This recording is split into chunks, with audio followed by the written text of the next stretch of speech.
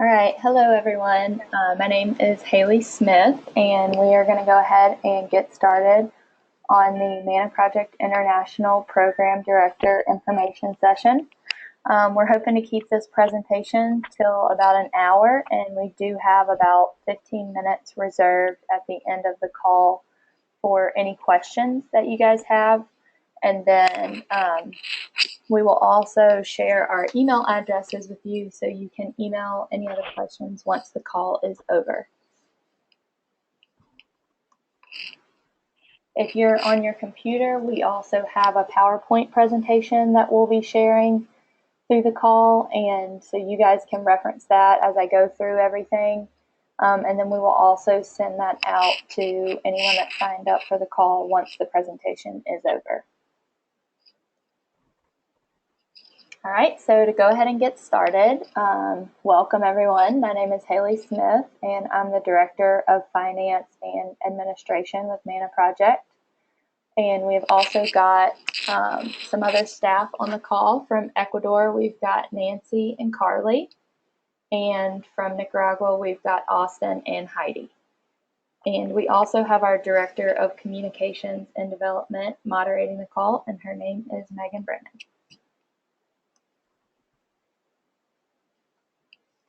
Just to start off, we'd like to share a little bit of information about MANA Project, and then we'll go into a little more detail on the PD position and things that we have going on at each site. So to start off, MANA Project's mission is to foster communities of talented young leaders to become the next generation of social change agents by engaging in collaborative on-the-ground service with international communities in need. And as we go through and explain the program director position, it'll be pretty clear why this is our mission, and you guys will really get an idea of what we're trying to do at each site and how essential the program director position is to our organization. As far as organization history goes, MPI was created by college students and recent graduates looking for service opportunities abroad. This small group of 11 volunteers has grown into a community of 12,000 people spanning 2 continents. We have been operating as a nonprofit 501c3 organization since 2004, and we are currently serving communities in Nicaragua and Ecuador. We're impacting close to 5,000 lives every year through our volunteers and our programs that we offer, and we get in about 35,000 plus volunteer hours annually.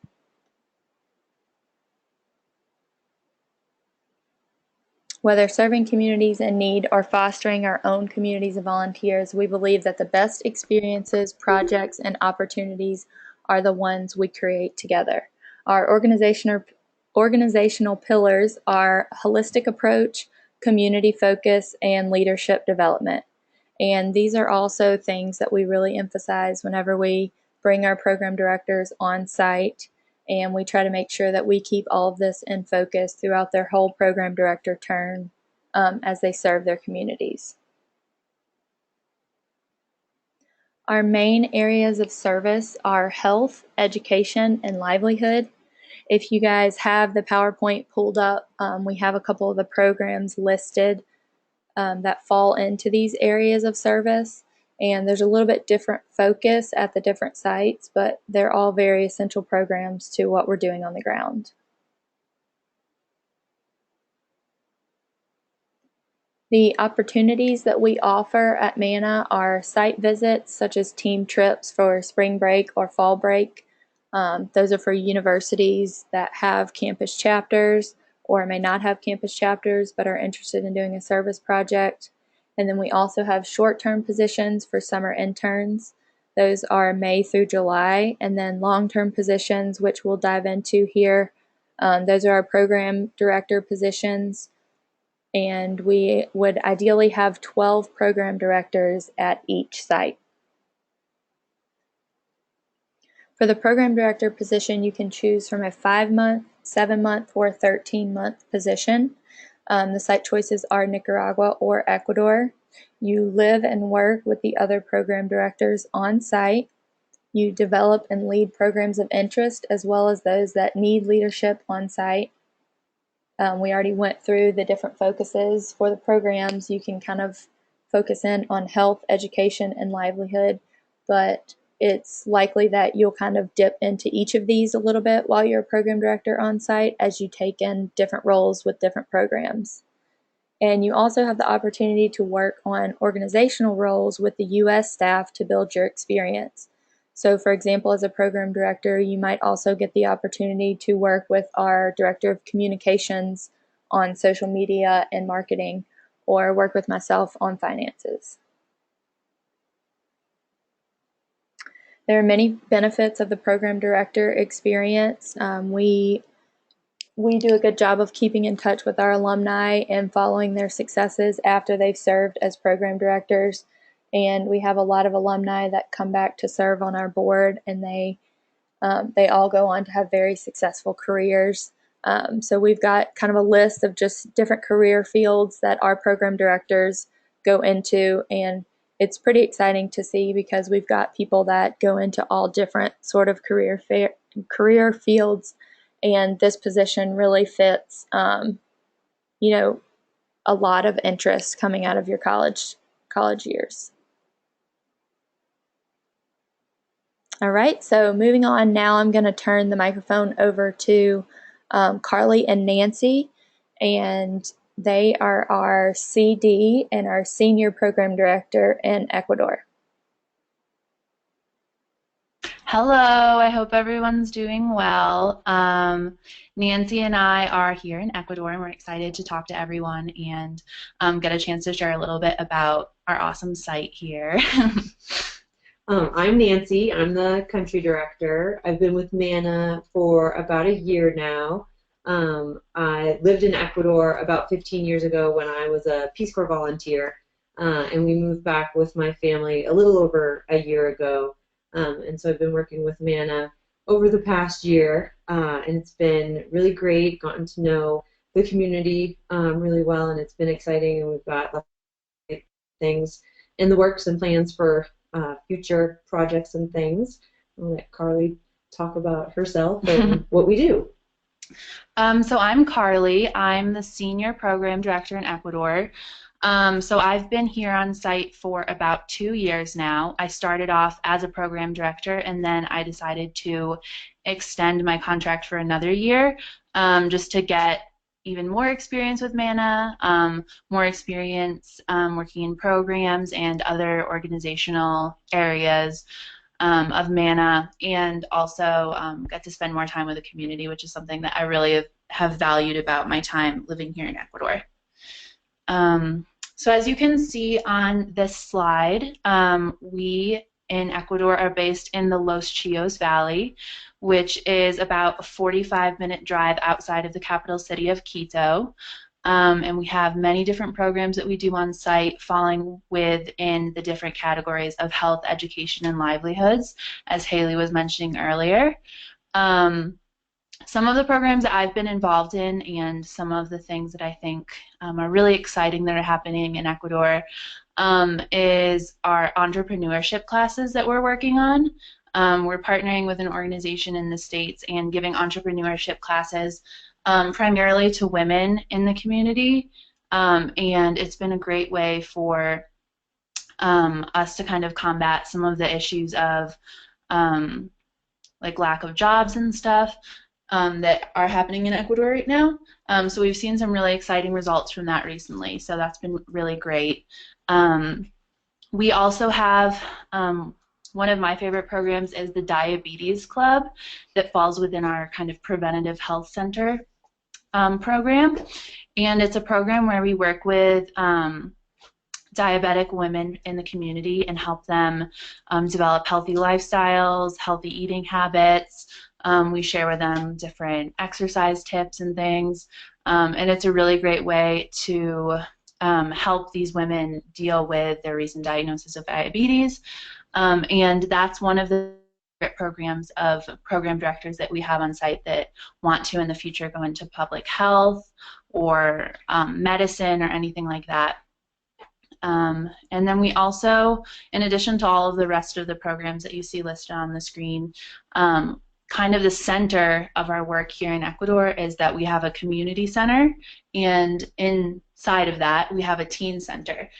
So it's a really great resource for the community, which is an underserved community here. So there's really nothing like Mana Project in this community. And it's a kind of safe space for people to come and receive any of the different types of classes that we have. It's a safe space for kids and teenagers to come hang out, spend time with program directors, receive help on homework, or anything like that. So that's kind of the center of what we do in Ecuador, is our community center and trying to be like a positive force in the community. Yeah, so a little bit more about Ecuador as a site. As I mentioned, we are located just outside of Quito, and that's a really great thing for program directors. I've enjoyed that a lot, getting to know Quito. It's a really beautiful city. There's tons to do all the time, and it's super close to where we live, so it's really easy to travel there for like the day or for a weekend. Another thing about our site that makes it really special is there's a ton of different locations to travel to within Ecuador. Like you're very close to the Amazon rainforest, the cloud forest, the coast. There's also the mountain region, and there's a ton to see and a ton to do. Ecuador is an up-and-coming tourist destination, and there's a lot to do. So I've really enjoyed traveling and getting to know Ecuador. I've been here. And as I mentioned briefly before, one of my other favorite aspects of being a program director has been the ability to spend time with community members. For example, tomorrow, me and some of the other program directors are going to one of our community members' houses, and we will be making, she'll be teaching us how to make a traditional Ecuadorian dessert. So that's something that I think is a really special part of the program director experience, and something that I've really appreciated about my time in Ecuador and with Mana, is being able to build relationships with people. That helped me a lot with my Spanish, for sure. Yeah, those are pretty much, I'd say, like the central focuses of what we work on at Mana Ecuador, and the different aspects of the experience here in Ecuador.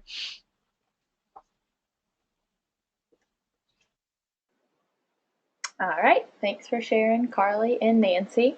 And now we'll turn it over to Heidi and Austin to talk a little bit about Nicaragua.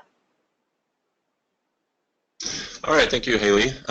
Yeah, so my name is Austin. I'm the site coordinator here, so sort of like a volunteer coordinator, and I work with all of the program directors on a day-to-day basis. I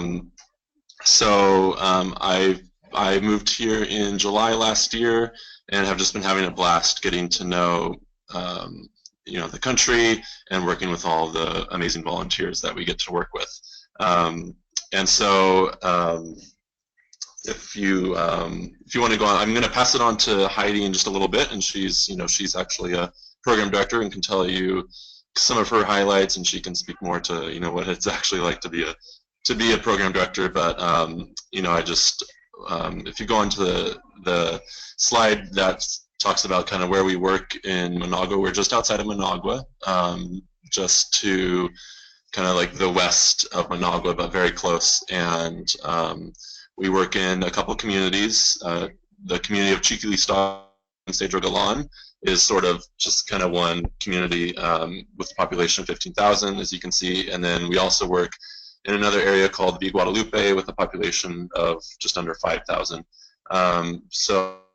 A couple of things about each community. We live, the program directors live in a house together very near the Chiquilistago and Cedro Galan community. It's like just a few minute drive or a 10-minute walk. And we have a clinic in Cedro Galan. We teach a lot of English classes in Cedro Galan. In Chiquilistago, we work in a couple of public schools teaching math and also health classes. And doing extra support in those areas. So that's an area that we're very close to geographically, and also just have a lot of very, very strong relationships in Chiquilistago and Cedro Galan, and spend a lot of time in that area. And then Villa Guadalupe is another community that's a little bit further away. It's probably about a 20-minute drive from the house that the program directors live at. And this is a very different community. They're, they both have a lot of, both communities, both areas have a lot of need, but Villa Guadalupe is just unique in the sense that it began, the people who live in Villa Guadalupe originally lived in what was called La Chureca, which was a Managua city dump. And so the people lived in the dump, and they sorted through the trash and pulled out things that they could recycle and get a little bit of money for, or things that they could sell, or things that they could eat, that they could wear, all those kinds of things. That was their life. And several years ago, the government closed the dump and moved them out and into kind of project housing, which is what is now Villa Guadalupe. And so they live in very basic housing, but are still very, very low income. And maybe now they have better housing, but they don't have the income that they could get when they were working in the dump. And so, a high need area, and we have a, we have a clinic there, medical clinic there as well, and a couple other programs. We work with women in the area, and we have a jewelry cooperative that women make jewelry and sell it and make some money from that. Then we also have a child nutrition program there as well. And before I pass it on to Heidi, I just kind of wanted to highlight what to me is a highlight of being, I'm not a program director, but I get to experience it myself, and then I see it in all the program directors that we have, is just the amazing community relationships that are built.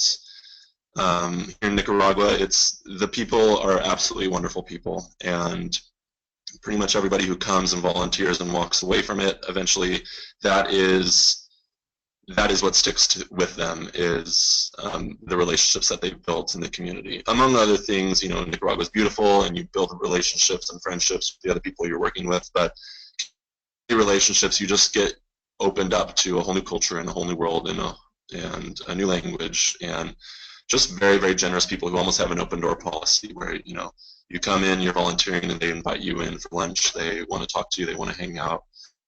And really, anytime you want, you can go and be welcomed into many, many homes. And it's a really wonderful thing, both for us to be able to learn from them, and then also, we believe, MANAPRO believes that programming and development is so much more effective when you have deep relationships with the people you're trying to serve, so that what they need. They are telling us what they need, what they want, how their culture works, what are the intricacies of where we're working, so that we actually know how to work with them and how to provide and how to support. And then, we gain a lot from them, learning about their generosity and their culture and their kindness. So that would be the highlight that I would like to give of something that you could get out of it. But I'm going to go ahead and pass it along to Heidi. I think she has a few highlights as well. So here's Heidi. Great, thanks, Austin. Hi, everyone. My name is Heidi. I am, like you said, I'm a program director currently. I am currently serving a 7-month term, so I have been here in Managua since January.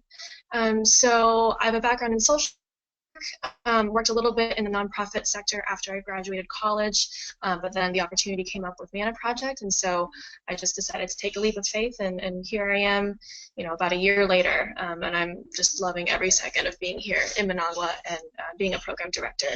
So what I wanted to kind of go in a little bit more detail and highlight a couple of our programs. Austin did an awesome job of kind of going through all the different programs in health, education, and livelihoods. But I wanted to highlight first off our Cedro Golan Health Clinic. So this is a clinic that provides preventative primary care at a low cost to the Cedro Golan population and community. And so we work in partnership with the University of South Florida health colleges, so the medical school, public health school, and so we work very closely with them to provide this service to the community. We see about 15 patients per day, 3 days a week, and the doctor and nurse that work at the clinic are Nicaraguan, so they are locally licensed doctor and nurse. And so program directors, we are responsible for intake, vitals, clinic inventory, and communication with our USF partners. And this is just such an awesome opportunity. We really get to know the community through doing this, and you also, I mean, it's just such an important resource for the community to have, because it is a little bit outside of Nicaragua, so a lot of our community members have trouble accessing proper health care. So this is a way for us to just provide that first level primary care. And then I also wanted to highlight our child sponsorship program. So this program, again, is in Villa Guadalupe, which is the other community. And so this is actually the first MANA program to exist. When Vanderbilt came and they established MANA, this was the first program. So it serves undernourished children and pregnant women that live in Villa Guadalupe.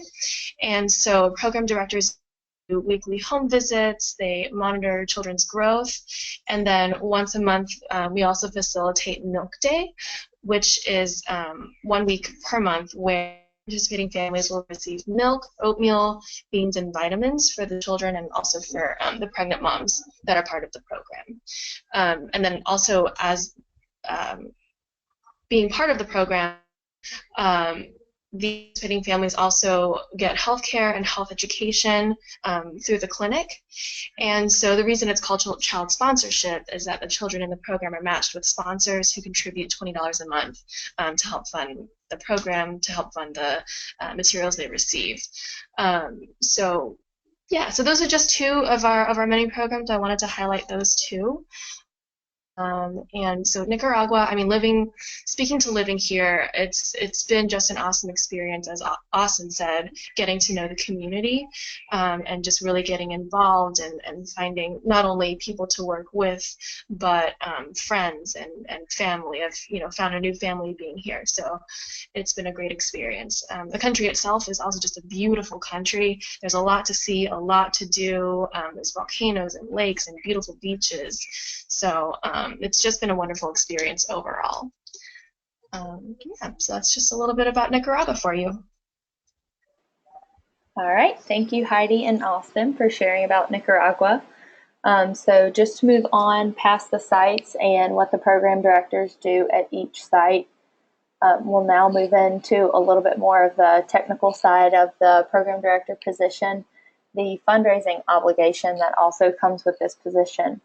MANA Project International's program director position is one of the most affordable long-term volunteer options available, with the highest level of support and capacity development. We basically try to make this position as cost efficient as we can.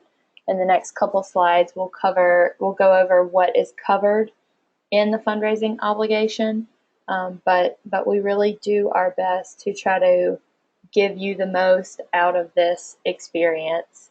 And with your fundraising obligation, we know that it is an important commitment for the program director, and the fundraising obligation at times can be difficult. So we really appreciate their fundraising and we try to make the most of it. So for the 5-month position, the fundraising obligation is $4,500. For the 7-month position, the obligation is $6,000, and for the 13-month position, the fundraising obligation is $8,900. To go into a little more detail as to what this covers, this will cover all of your living expenses, room, board, transportation, visas, meals, your housing. We go on quarterly retreats for the program directors and the country directors, cultural excursions. You get to have community homestays where you stay with a community member and you kind of, walk a day in their shoes, as well as professional development and travel insurance. So the fundraising obligation is almost an all-inclusive cost. The cost of the flight is not included in this, but once you're on site, your expenses are pretty much covered unless you want to buy souvenirs or any sort of luxury items, then that is on you. To help with the fundraising obligation, we do have a lot of our program directors apply for scholarships and grants, and we have found these to be extremely helpful in the past. It's really encouraging for our program directors to get these grants because it gives them that extra little boost of support, and it's not only financial support, but it's also moral support whenever you have one of these grants backing you and really believing in what you're doing. Many of the PDs apply for third-party scholarships and grants, and we have a list of those on our website. We've included the link in the PowerPoint presentation that we'll be sending after this presentation. And then just as far as fundraising, we have a lot of our program directors that use their personal and social networks to fundraise. They ask for donations as graduation gifts, they host fundraising events, or they use crowdfunding sites such as Razoo or GoFundMe. And we have had several program directors fully fundraise their obligation through a site such as Razoo or GoFundMe, which is really encouraging to see, because then they get, like I said, their social networks involved, they get their personal networks involved, and they've got family and friends that follow them through this adventure. We've included the program director timeline if you're interested in seeing the dates for everything in the PowerPoint presentation. I'll just kind of skip over those, but you can go more into detail with those. They're on our website and also in the PowerPoint if you'd like to review those. Moving on to the PD application process. This application process is pretty short and sweet. You just fill out the application online. You submit the information for 2 of your references, send in a resume and a transcript, and you will be contacted to set up a phone interview within 2 weeks of the deadline.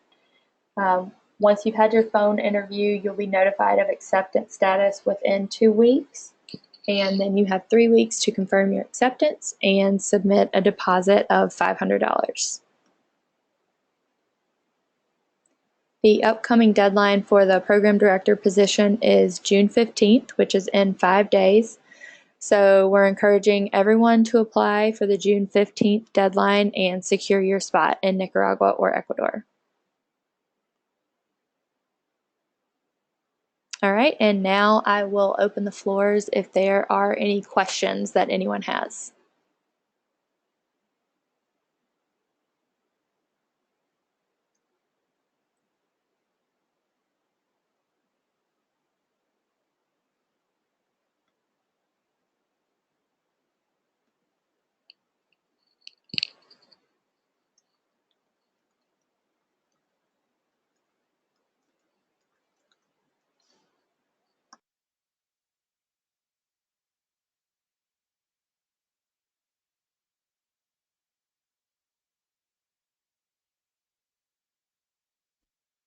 I have a question for the program directors.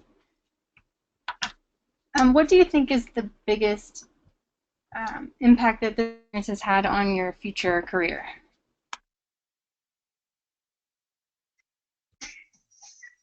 This is Heidi. Oh, Carly, did you wanna?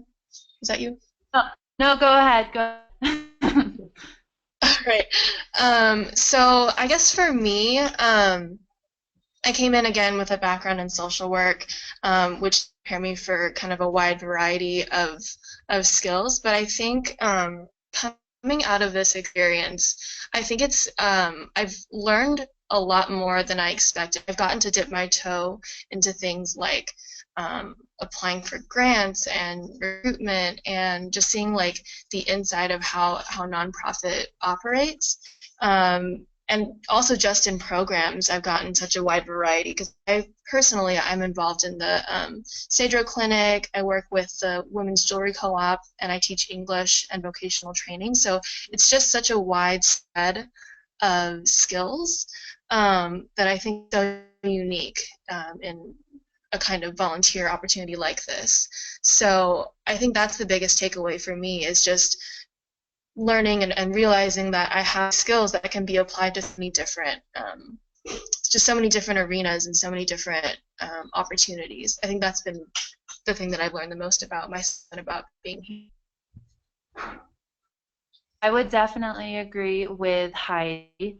I think that for me, when I came into MANA, I knew that I wanted to in the future work with a nonprofit in Latin America doing development work. but I didn't really know beyond that any specifics, any kind of specific areas of nonprofit work that I would like to get into.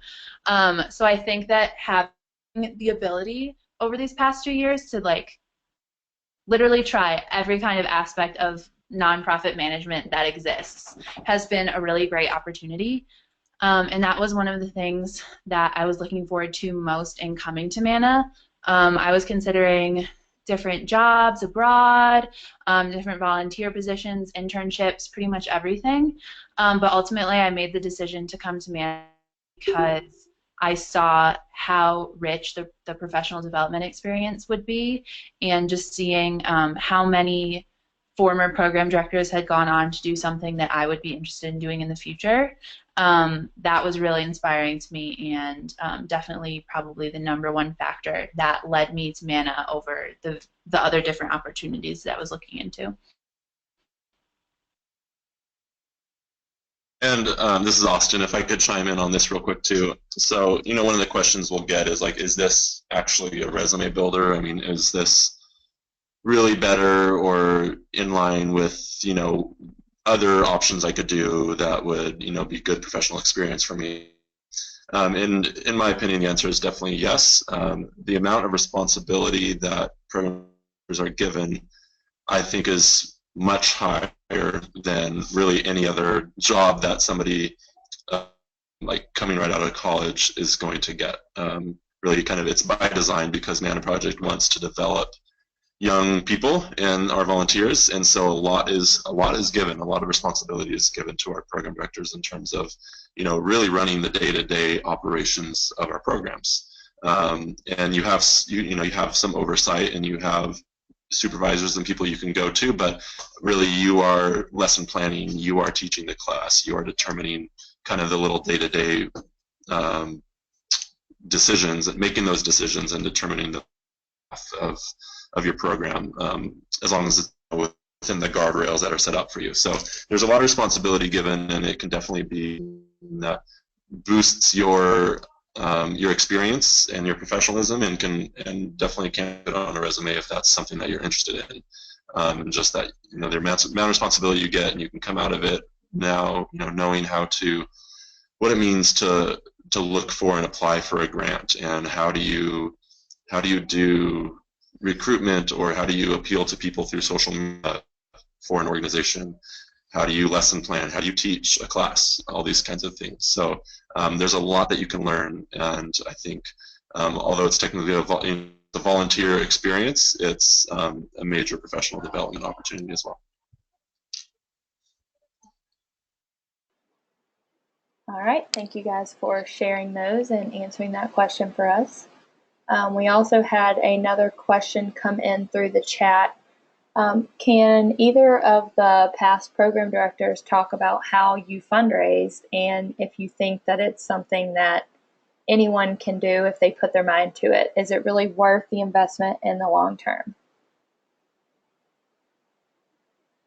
Sure. So to answer your question, fundraising is definitely possible. I would say instead of just looking at the number that you have to fundraise and thinking, oh, there's no way, it's so much, just maintain calm.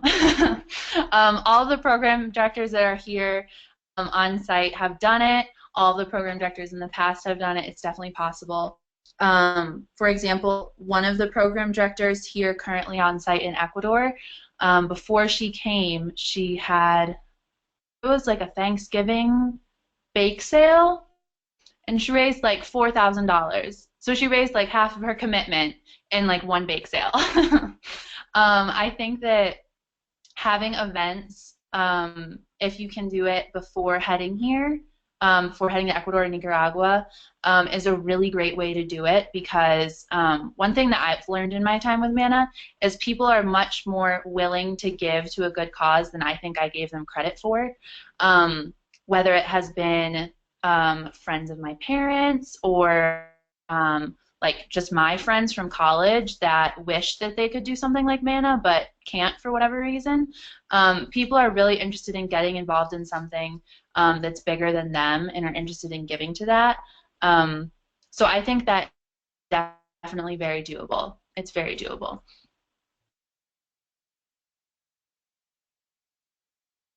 This is Heidi. I would agree as well. I definitely looked at the fundraising as kind of a daunting task when I first began.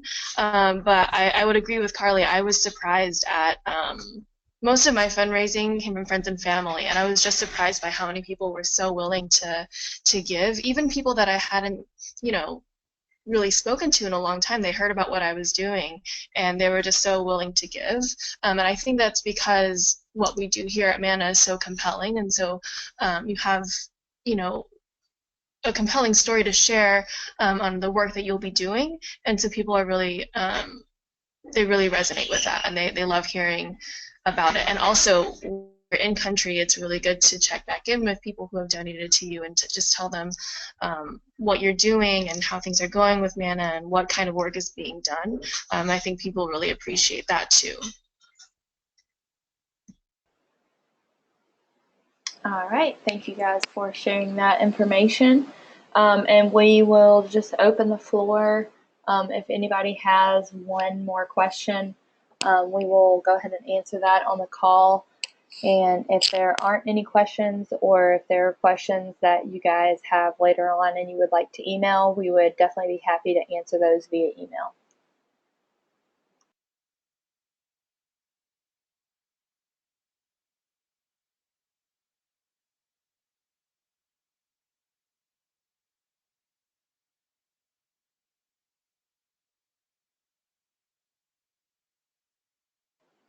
All right, so one last question to wrap it up that came in through the chat. What is your favorite place that you've traveled during your time in Nicaragua or Ecuador? And I'll just go ahead and open this up to Austin, Nancy, Carly, or Heidi. Okay, this is Carly. I would say that probably my favorite place that I've traveled since being in Ecuador, even though it's very close, is Quito. Quito is such an amazing city. There's so much culture and like beautiful architecture and events and just amazing things that are happening all the time. It's been a really great experience to get to know that city and to just have a lot of time to get to know it. So yeah, there's a ton to do in Ecuador, but I would say that, and I'm probably biased, but my favorite is Quito for sure.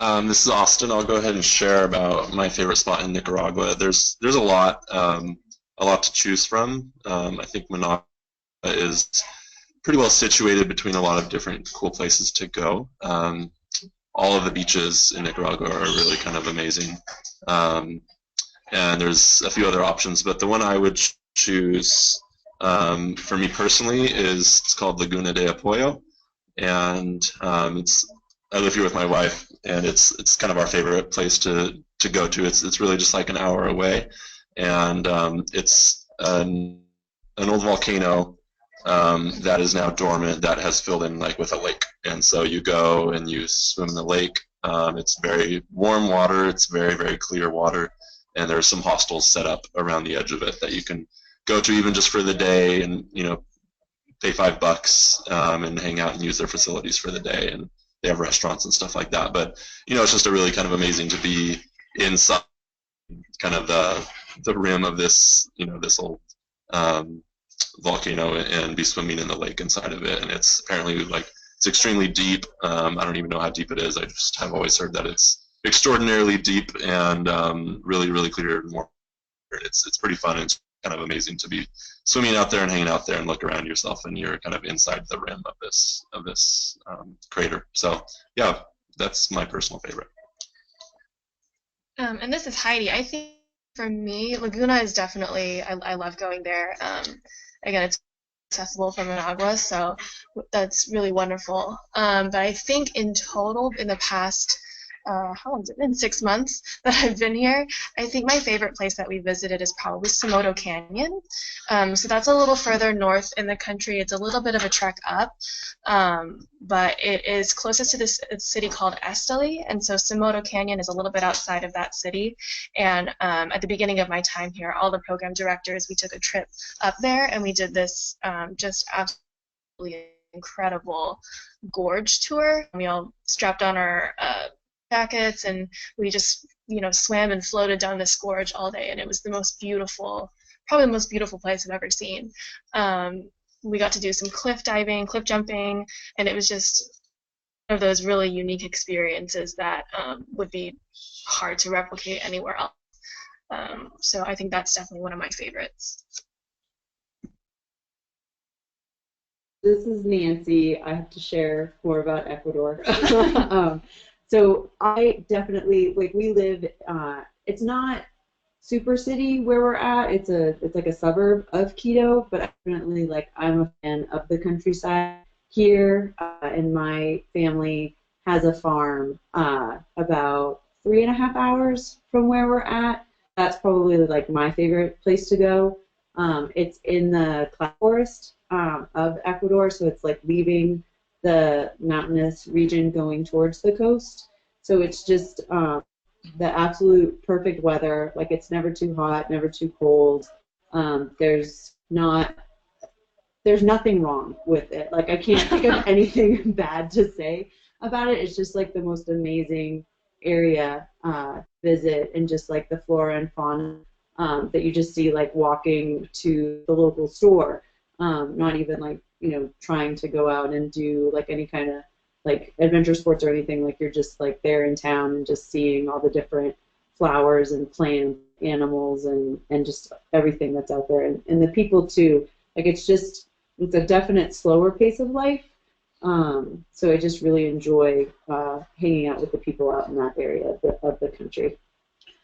And for our first retreat this past year, we got to go with Nancy and her family to her farm and spend time with them. We got to go swimming in a river and helping with all the different farm chores that they have, and it was a really great experience in kind of a peek into rural Ecuadorian life, and it was fun. I really enjoyed it.